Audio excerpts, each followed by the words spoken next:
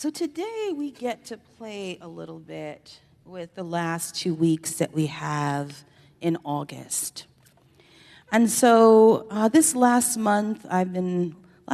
months actually, been pretty busy doing sacred service out in the Unity and New Thought movement.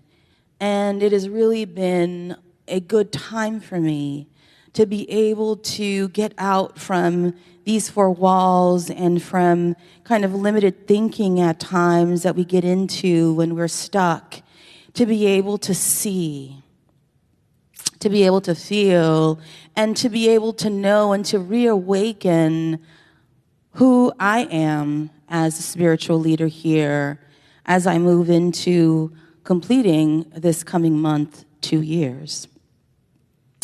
And so one of the things that I think has been really present as I move out is how unity and new thought is changing, and sometimes changing too fast for some of the folks just like you who are sitting in the pews. And so part of it for me is for us to go on this journey together and go on it with love and with patience and compassion as we continue in our legacy and adapt it for new times. Does that make sense? We can't stay always. The Fillmores adapted too as they moved on. Even our spiritual predecessor, my spiritual predecessors here, adapted as time changed. And so part of what I want to share this week and next week is this concept of up-leveling our consciousness and conscience. The last week, I was in Chicago a full week for the Parliament of World Religions. Has anyone ever heard of that? Wow, no one. That's amazing, one person. So the Parliament of World Religions is a convening that brings together people of different faith traditions from all over the world. It brings these representatives together of world religions to be able to move to greater unity and universalism. I was joined by about, get this, 10,000 participants from 80 countries and 200 religious traditions. I get chills just saying that. Yes, that is a big deal. You know, the Parliament was started actually in 1893. They're celebrating their 130th anniversary.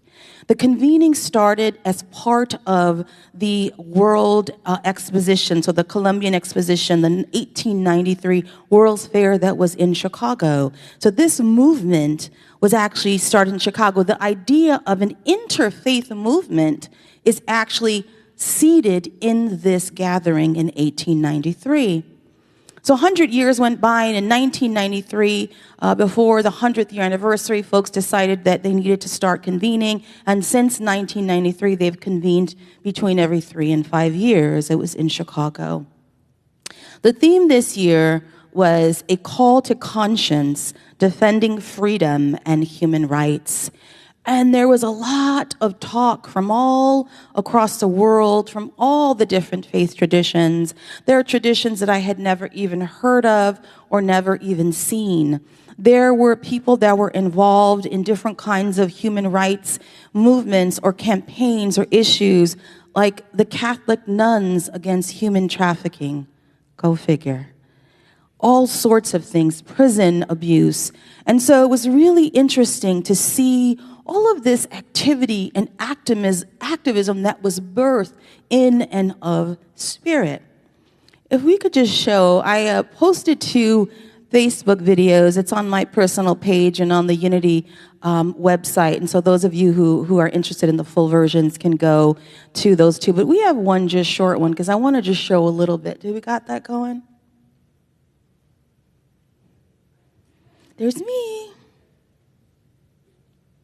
It's just filling my heart, and I want to share this with you all and know that we are not alone, that there are people all over the world that are living unity principles, that are are understanding the importance of truth, that are understanding the importance of oneness, and that are understanding that we stand together to make a change in the world. And so it is, good people. I love you. I send you blessings, and I'll see you soon.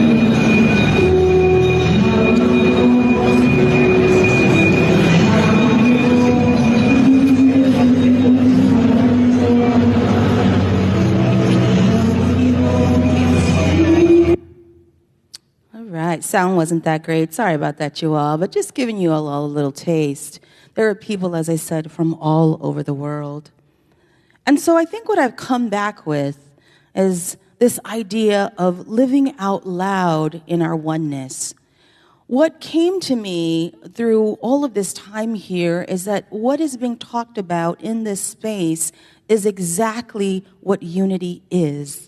It is exactly what New Thought is. And we have the most amazing platform to be change agents in this world. But part of that is stepping back a little bit and understanding where we're at on this idea of oneness.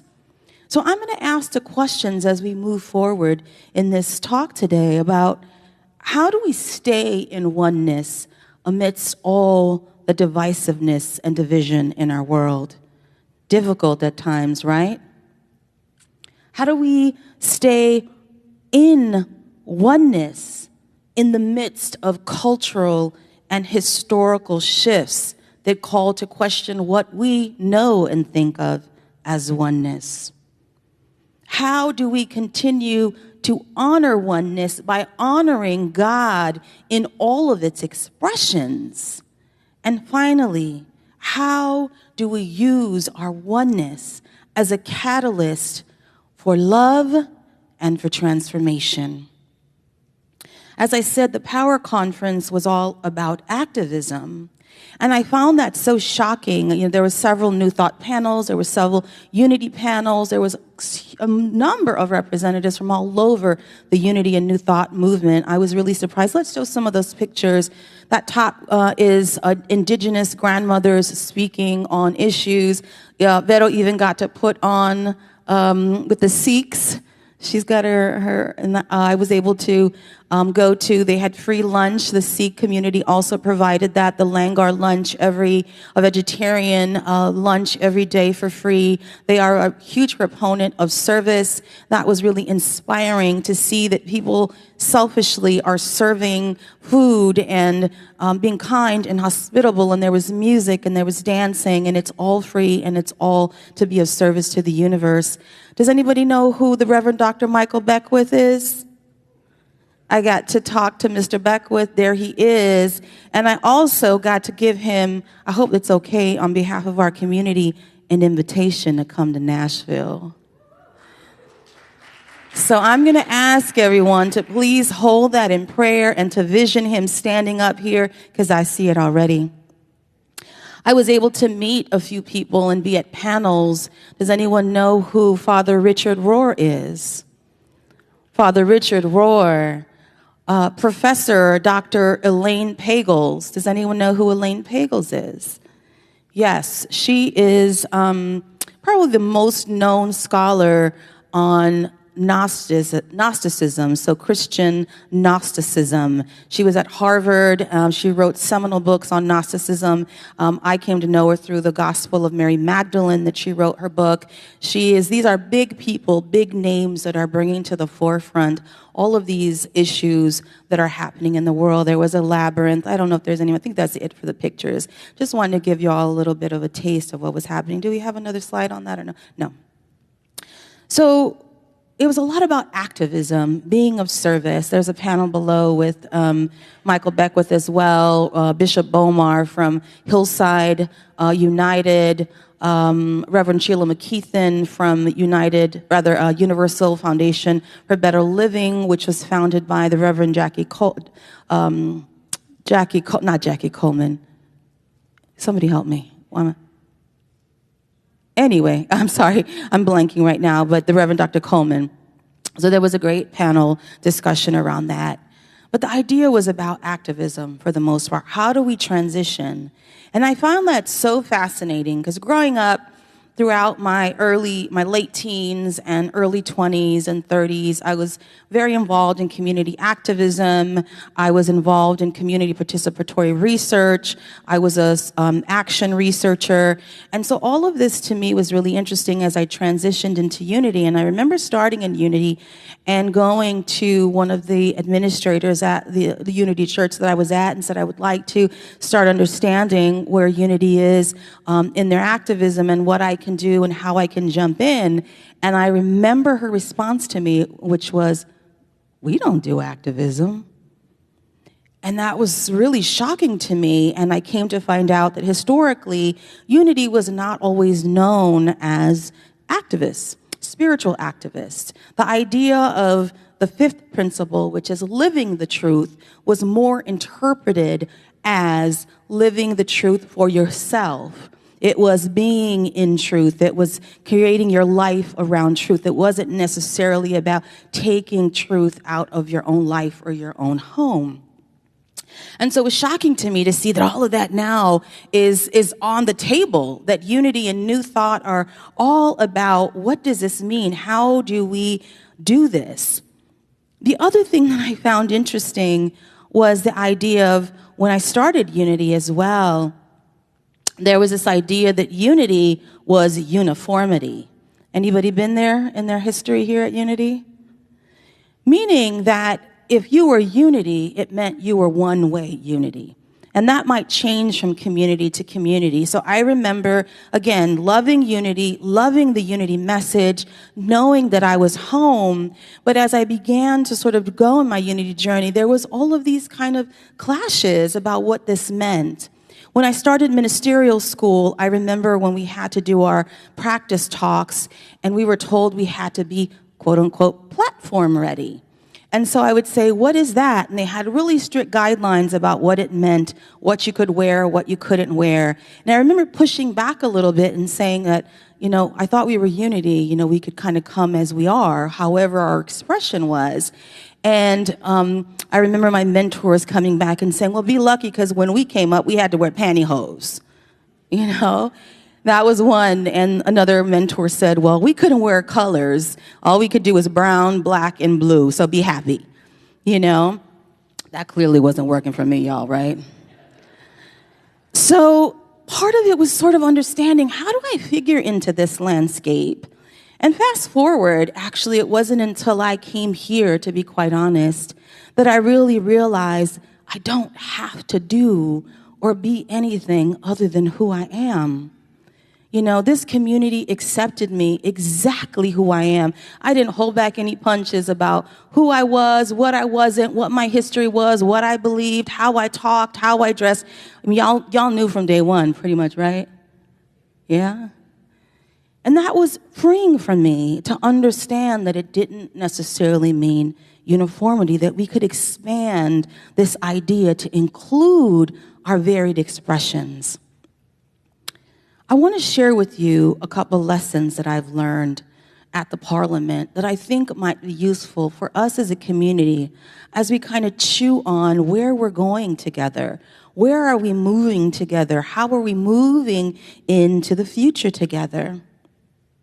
One of the themes that kept going on over and over again in the panels that I went to, and there were hundreds, I was busy, was be open to learning something new that challenges you.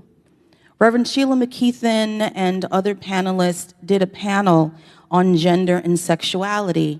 And they were really honest about the fact that they were trying to share what they were trying to learn too about new gender ideas and non-binary concepts and how we move from this idea of dualism into this idea of unity as well as diversity among how people identify. And so they were moving in that, talking about how is it that we challenge ourselves. And part of what I want us to think about is how is it at times that we assume we know things and maybe we don't always know? How is it that sometimes we might need to engage in a little bit more dialogue before we make a conclusion? Have you all ever been there where you've made a conclusion about someone or something, and then you came back and you understood that what you thought was not what you saw? Yes, I'm sure all of us has been there. And sometimes we've felt really foolish and really embarrassed. Been there? I've been there.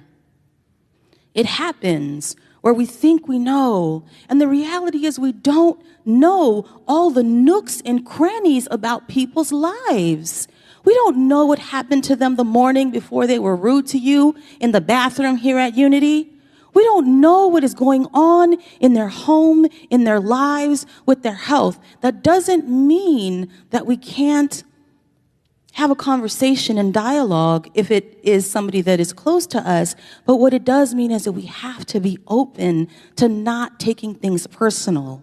We have to be open to being in communion and community and allowing for the idea that we might not know everything. Does that make sense? And we have to allow ourselves to change our mind in the dialogue. I say it all the time because I love one of the things into his 90s that our co-founder, Charles Fimmerwood, said, I reserve the right to change my mind. And so sometimes we put ourselves in boxes that we've been in for so long, and we think that this is who we are, and we think that this is what we believe, but we never open ourselves up to maybe pushing a little bit. Pushing, this is who I am. Well, I don't do this. I don't do that. Why not? We are affirming ourselves as fixed beings, which we are not. Do we understand that? Second, be open to being uncomfortable. There were panels about false truth to power, is racism fake news? There were all sorts of panels about calling the question on themes in our society and our culture that maybe are uncomfortable. And it happens all the time, even in small ways. I'll give you one example.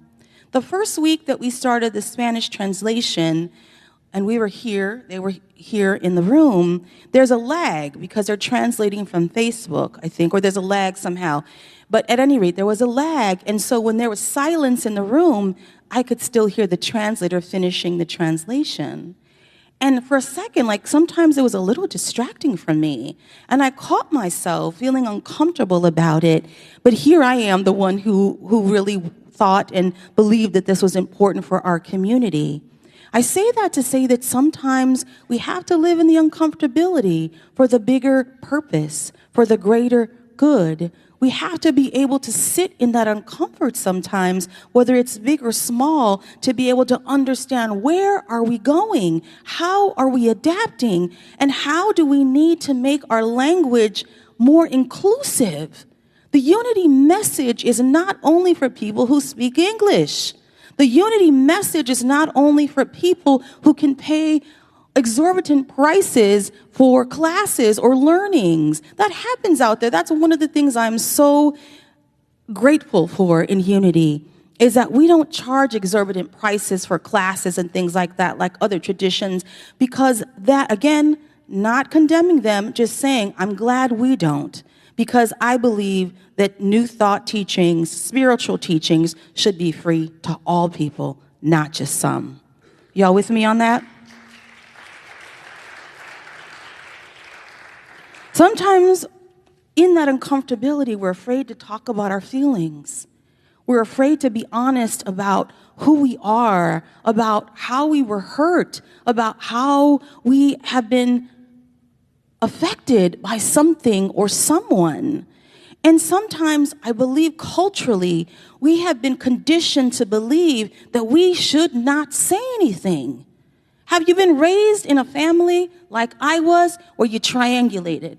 You didn't go directly to the person who hurt you. You did the slide around, right? To the brother or the sister, or you did the slide around to dad because it was really mom. Who's been there? Don't leave me alone, y'all. You do that. So we have been taught to engage in, wait for this, don't be offended, y'all, but toxic communication behaviors that we bring to our church environment. I'm including myself in this, because we all have to push these boundaries about being uncomfortable and calling the question on the things that we have learned that we are bringing into our spiritual community. Because guess what, people? I know this is going to be really hard to hear, but it is a virus more potent and more toxic than COVID. Because we are undermining everything that this community has built for over 100 years. And so part of moving in this time together is calling the question on these things for ourselves. The other thing, being open to seeing how colonialism and other systemic forms and structures have created boundaries and boxes. I was really surprised to be part of so many Indigenous panels and Indigenous ceremonies, and for so long, those traditions have been thought of as less than, or heathenry, or devil worshiping. To me, the most potent thing that I did was the closing event that I went to, which was a fire ceremony by the Mayan community from Guatemala. And they didn't allow pictures or videos because it was truly spectacular to watch people around this sacred fire that had a hijab, that had their different vestments of their culture. There was a gentleman who was Aboriginal, who had the bone in his nose and full, his regalia and his paint on his face. There was a Catholic nun. I cannot tell you, there's every person from probably represented every type of tradition that was around that sacred fire with that indigenous group. And I say this to say that we have to begin pushing the boundaries on what we think we know and how these structures even affect us here. Richard Rohr says, yes, the natural world is really the first and primary Bible. We've not honored it, so how could we or would we know how to honor and properly use the second Bible when it was written? So we're going back to that. We're having to go in our own lives and understand, where are we putting ourselves and other people are in boxes? How are we saying, oh, that's not unity, but this is. That's not a form of expression, and that's not something that we should move into, but this is. We have to call the question on that, because we are not going to be, again, the love and light of this world moving into the future if we don't do that self-examination and self-evaluation about where we are having, dare I say, unconscious bias. The practical now. Given these learnings, how do we live out loud in oneness? How do we do that? How do we not also fall into these traps that thwart our oneness? And I'll add to this with that to ask you, how are you ascribing maybe to binaries? If we say we're one, the minute we use language that is in a binary, it can be then problematic, depending on how we use it. But are we living, we talk about a world that is black and white, then we've already engaged in a binary. We've already engaged in a way that is not seeing the full scope of humanity and the full scope of the issue. This is the time for another talk, but that's a whole package thing. But I leave that as a question for you all. Are you having trouble with all of the new non-binary terms or the way people are presenting themselves in the world? Maybe you need to do your own work around that, or talk to somebody and ask them about that if they're willing to engage you in conversation. We have to begin as a community being okay with having these conversations and being aware of how we are not having them, how we are consciously not having them. Are we judging each other? Are we critiquing each other? Reverend Shad, in one of his talks, mentioned how he was at a panel and he was talking, he actually had a church, and did a talk, and someone came up to him and said, I really like what you said, except you were bashing Christianity. fundamental Christianity or traditional Christianity. And he said he had to catch himself because he hadn't realized in the nuance of his language how he was kind of suggesting that unity was better. And once we do that, we've already put ourselves in disalignment with our truth and our beliefs. Because no one is better than us. We are all the divine expressions. We are all equal in that regard. Is it best for me? Yes. Do I believe that the principles are liberatory? Yes. Do I love what we do? Yes. But does that mean that what other people do are wrong? No.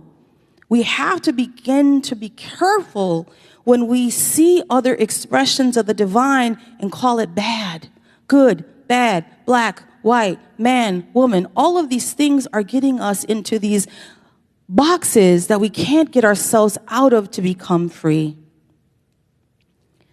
As I move to close, I want to share with you something. Probably the biggest learning that I had. I went to a panel called Sacramental Plants and Fungi, Historical and Scientific Insights for the Religious Life. Kind of a funny title, huh? Sounded like more of a biology thing. Let me tell you who was on that panel. Reverend Dr. Jamie Clark Souls, Baptist minister at the Perkins School of Theology, Southern Methodist University.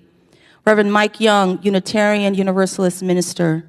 Dr. Roland Griffith, professor and director of the Center for Psychedelic and Consciousness Research, Johns Hopkins University. Dr. Ellen Pagels, professor, Princeton University, Christianity and Gnosticism, and Father Richard Rohr, Franciscan friar, teacher of Christian mysticism. This panel was about talking about mushrooms in particular and about psychedelics. Again, one of these topics that we don't necessarily talk about because it's been demonized and because people assume that it is something. We have leading people in the field of religion, of spirituality, of academics, of science, of research, talking about this topic and the importance of being able to understand the wisdom that indigenous people have brought to this planet that we as a culture have historically dismissed. The other thing that is important is a lot of folks that are involved in this. For example, Richard Rohr was saying he was a friar, he's a priest, but he got involved with the charismatic movement for a little bit. And he had an experience where he actually spoke in tongues. Has anybody been there before? I don't know. Yep. And we dismiss that, again, talking about how we have these boxes of what unity is or isn't, or what truth is or isn't. And here he is talking about that. And for him, the importance of is not necessarily about the mushrooms, but it's about opening ourselves up to mysticism. He said, and this really stuck with me, if we don't have mysticism, we fall into moralism. And here's what I mean by that and what he means by that. We are not supposed to be thinking about God. We are not always just supposed to be just studying God. We are not supposed to be talking a good game about God. We are supposed to be feeling God. We are supposed to be feeling the Holy Spirit with every fiber of our being. And if you haven't felt that, you need to feel it. And if you haven't felt that in a long time, you better find a way to feel it again. And if you haven't felt it, go to a class. Do something to be able to feel it. Because there is the antidote to be able to get out of all of these things that I'm talking about. When you feel the Spirit intimately, when you sense God's presence in you, around you, and between you, there is no way that you don't understand oneness. There is no way that you don't understand how to live out loud in your oneness. So I close by saying this to you all today. Richard Rohr says, without transformation, you can assume that you're at a high moral spiritual level just because you call yourself Lutheran or Methodist or Catholic. I think my great disappointment as a priest has been to see how little actual spiritual curiosity there is in many people. And so I leave today that message of stepping back into this question, stepping back into not rushing to the conclusion and being patient and compassionate and thoughtful and kind and being curious, stepping into that spiritual curiosity which allows us to be bold, which allows us to invite others in, which allows us to unleash our spiritual legacy and to push beyond it, which allows us to expand our legacy to bless thousands of people worldwide. I ask this community, I ask you to stand with me to live out loud in oneness. Are y'all ready, really ready to live out loud in oneness?